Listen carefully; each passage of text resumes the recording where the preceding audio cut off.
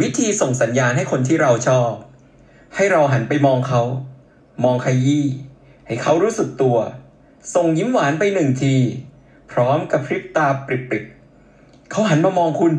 ให้คุณรีบมองต่ำและมองสบสายตาเขาอีกครั้ง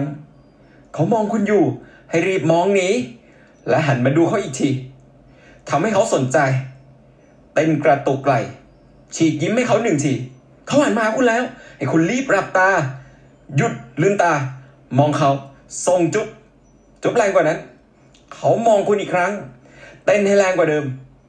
และปล่อยเขาไปเถอะคุณไม่ปกติหรอก